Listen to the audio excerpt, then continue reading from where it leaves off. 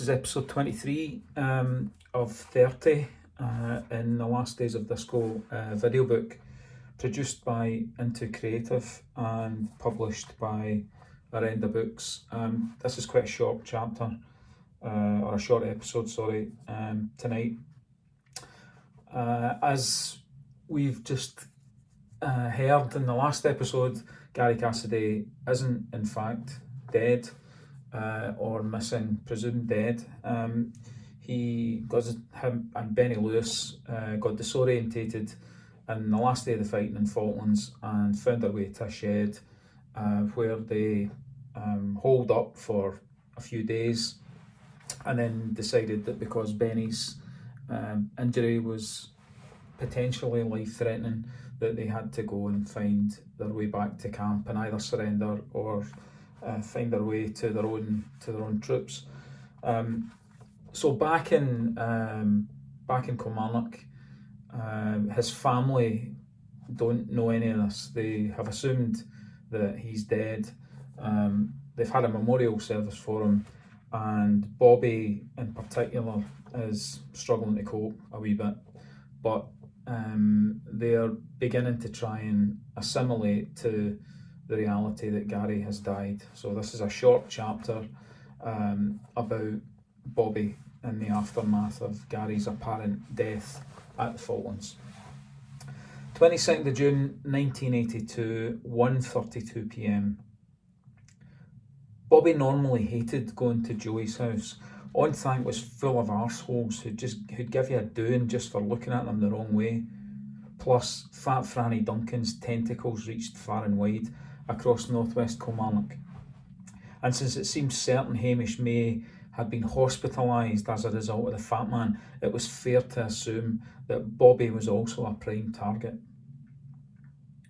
The other more pragmatic reason Bobby rarely went to Joey's house was that he was scared of dogs. Joey didn't have a dog, but on the principal route to his house along Knockinlaw Road, everybody seemed to have at least two.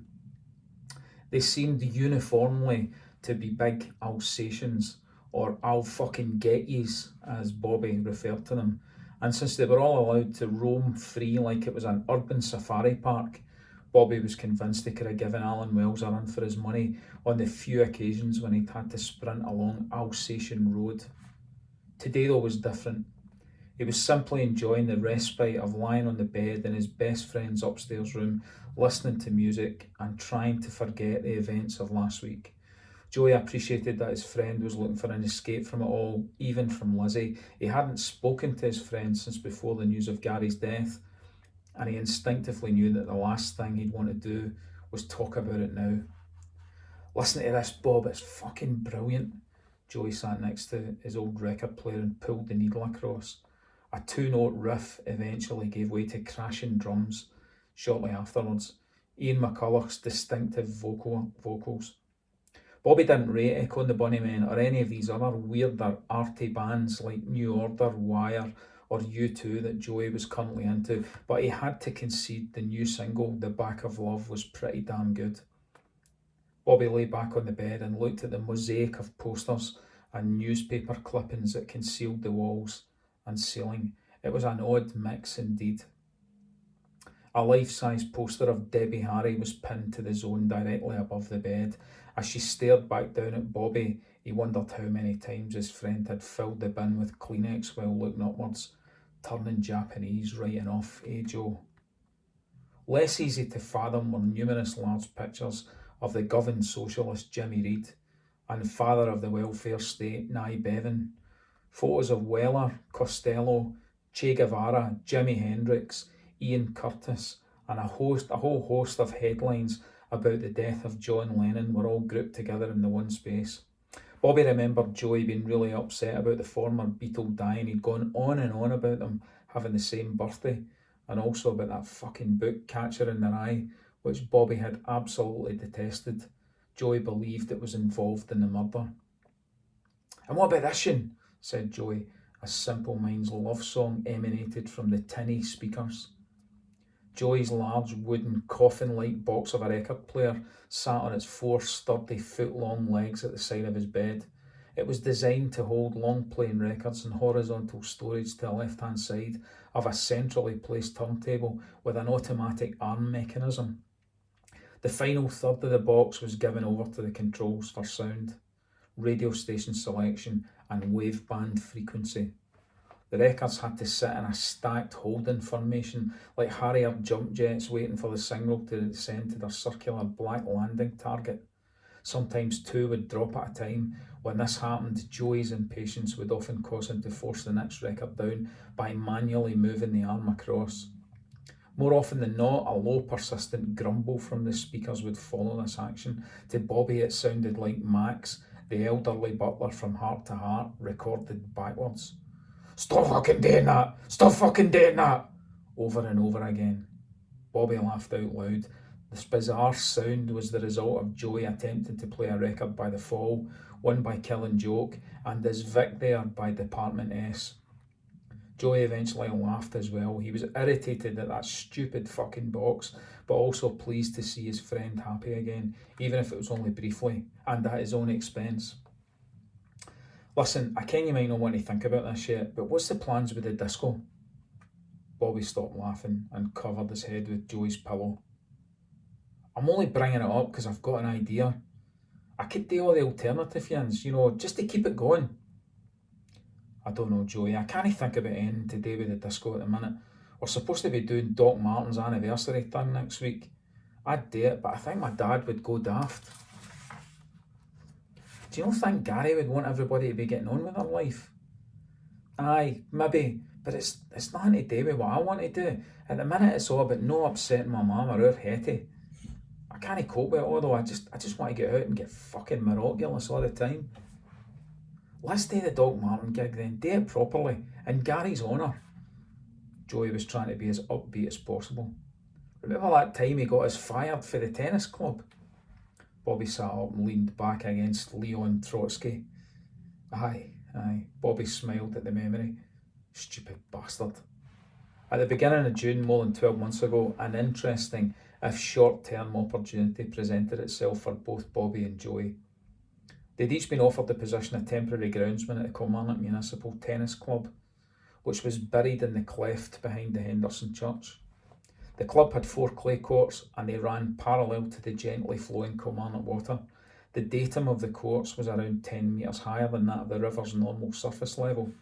The courts themselves had a coating of red blaze on top. A chain-link fence surrounded them, creating a safe internal oasis that Joey remarked would be forever middle class.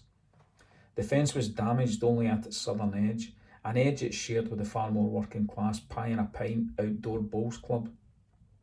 The damage was due to overuse as a route onto the flat asphalt bowling club roof when stray tennis balls had to be recovered.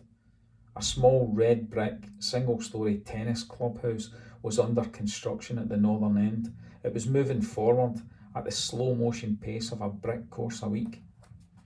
This clubhouse was partly functional, but some people still made use of an old turn-and-groove timber-slatted garage that sat just outside the fenced enclosure on the upper edge of the riverbank. The job was offered due to the enforced absence of the existing incumbent. His name was Geoffrey. He'd been there since leaving school 3 years earlier, but had to give up on this particular summer as a result of recuperation from an eye operation. His recovery from this procedure would rule out his usefulness to the club for the absolutely mental period leading up to and just beyond Wimbledon in early July.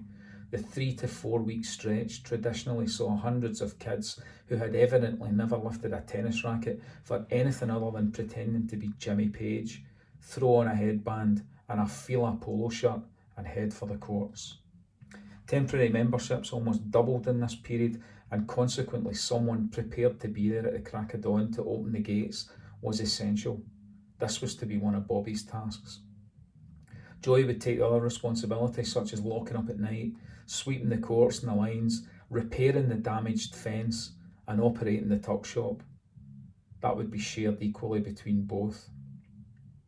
The recovery of countless yellowish green Wilson tennis balls with a tadpole net, which all the would-be Bjorn Borgs had skied into the river, was an expectation that hadn't been made clear to them at the beginning though. Bobby was good at tennis and took on the additional unpaid role of coaching several useless and unenthusiastic kids.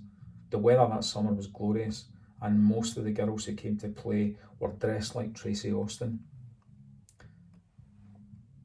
These were the good times. The only blot on this sylvan landscape was the assumption made by the committee that they were doing this work for the unremitted enjoyment of it. To be fair, they held this view because Bobby's geography teacher, who had approached them in the first instance, hadn't cleared the position or agreed any payment for it with anyone. 2 events brought those halcyon days to an end. Gary was involved in both, and they occurred during the same week. A middle-aged female lawyer had been due to play a competitive singles match against a young student. After a number of abortive attempts to arrange the game, it was suggested they try to play on at 8 o'clock on a Tuesday morning.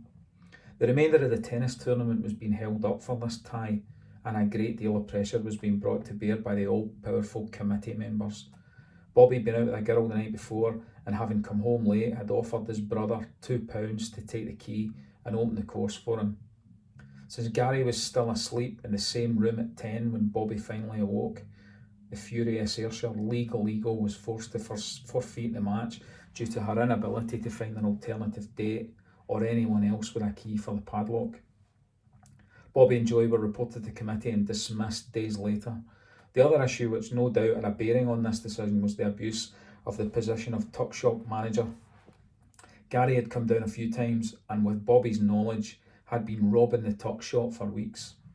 Texans, Whispers, Spangles and a wide selection of other confectionery had steadily been going missing from the timber garage since the 2 of them had started the job. The takings weren't accounting for it. Bobby's theory was that good old Angus, the timid geography teacher, had been making up the difference on a weekly basis to avoid suspicion falling on the 2 working class teenagers from the council estates whom he'd appointed. On the particular Tuesday night of the locked course, Gary went home with 3 full boxes of 24 Cadbury's milk chocolate bars and a full box of cheese and onion crisps. These were smuggled covertly out the garage, through the tree cover of the K Park, and up into the Cassidy boys' bedroom for onward sale to the wee lads around Almond Avenue, at a price that undercut the numerous ice cream vans prowling around the scheme at night, of course. Sometimes opportunity for a 17-year-old outweighs judgment or conscience. Old Angus was devastated. He'd privately trusted his pupil and publicly suspected others.